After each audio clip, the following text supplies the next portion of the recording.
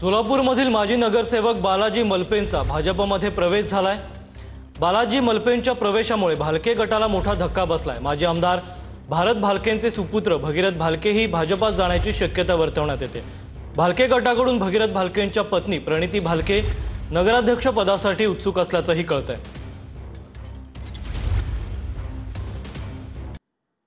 तर विरारमधल्या बोरिवली लोकलमध्ये वादाचा एक व्हिडिओ सध्या व्हायरल होतोय। लोकलमध्ये धक्का लागल्याच्या कारणावरून प्रवाशांमध्ये बाचाबाची झाली। प्रवाशांमधील धक्काबुक्कीचा हा वाद थेट मराठी भाषेपर्यंत पोहोचला। हिंदी विरुद्ध मराठी भाषेवरून हा वाद झाला आणि या वादाचा व्हिडिओ आता व्हायरल होतोय। पहिली गोष्ट आणि हाय याचा काका आहे। काय नाव तुमचं? नाव सांग।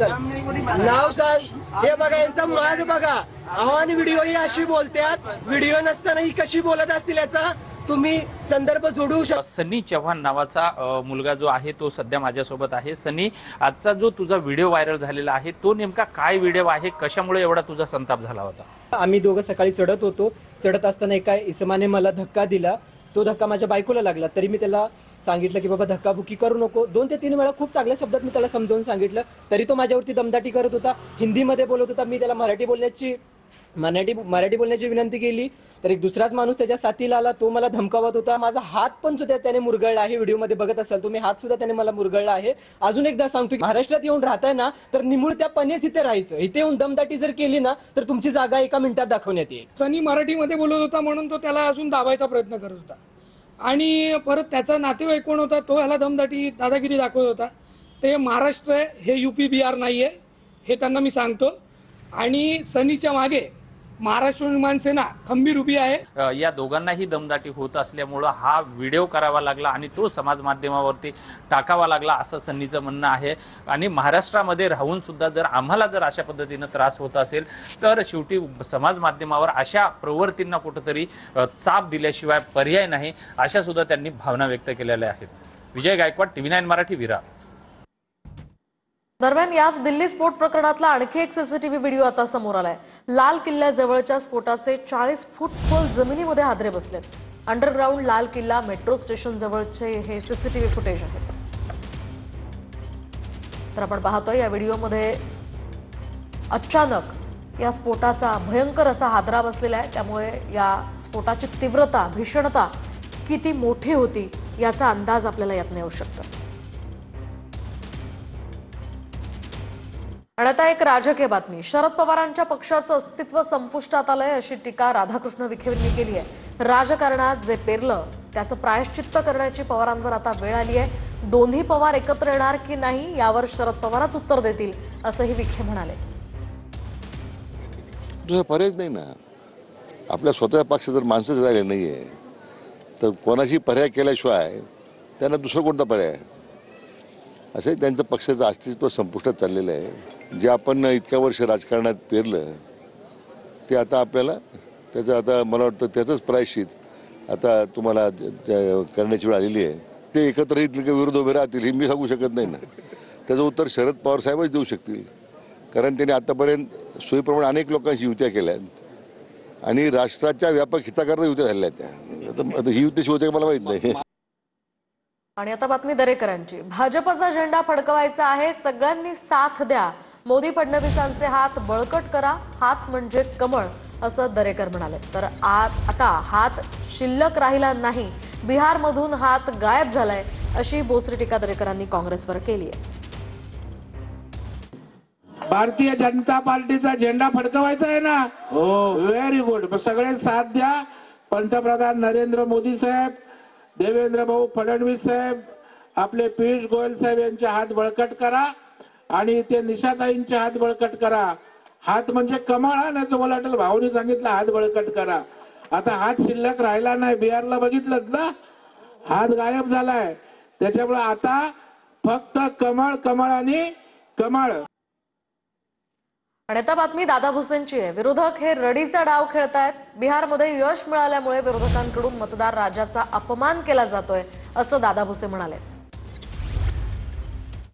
हा रडीचा डाव आहे आणि एक प्रकारे म्हटलं तर जनता जनार्दनाचा, मतदार राजांचा तो अपमान आहे।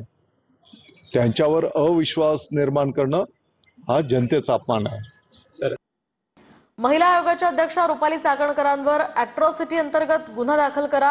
कोथरूडमधील मुलींना जातीवाचक शिवीगाळ आणि मारहाण प्रकरणातील वकिलांनी ही मागणी केली आहे. पीडित मुलीच्या नावाचा उल्लेख करत ट्विट केल्यामुळे वकील आक्रमक झालेत. वारंवार चाकणकरांना संपर्क करून त्यांनी हे ट्विट डिलीट केलं नसल्याचा हा आरोप होतोय. याबाबत सर्व वकील प्रकाश आंबेडकर यांना भेटणार आहेत.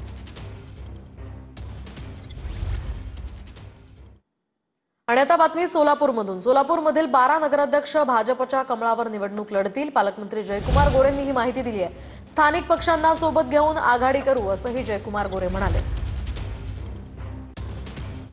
म्हणून या जिल्ह्यातल्या 12च्या 12 ठिकाणी नगराध्यक्ष पदाचे उमेदवार हे कमळ चिन्हावरचे असतील आणि त्यासोबत त्या विभागामध्ये त्या गावामध्ये आम्ही स्थानिक पक्षांना काही सोबत घेऊन आघाडी आम्ही करू, परंतु नगराध्यक्ष हे चिन्हावर असतील.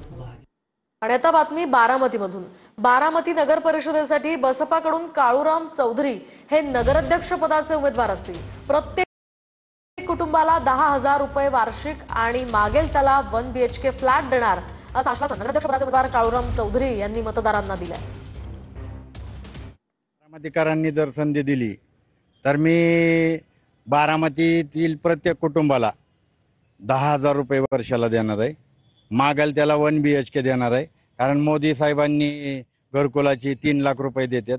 मी CSR फंडातून पैसे देईल.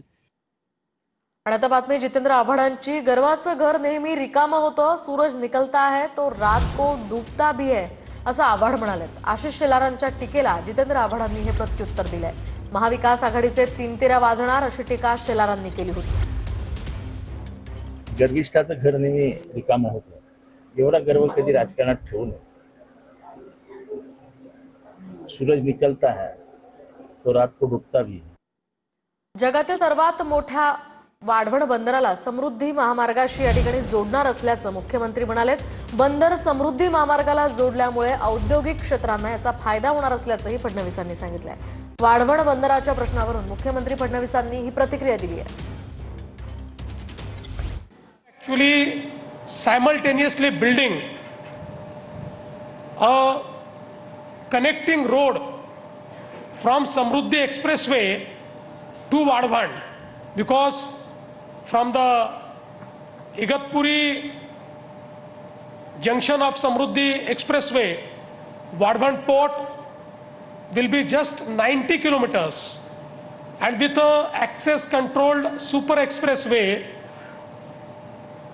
you will gain accessibility to world's biggest port, which is going to make India a part of new supply chain order of the world.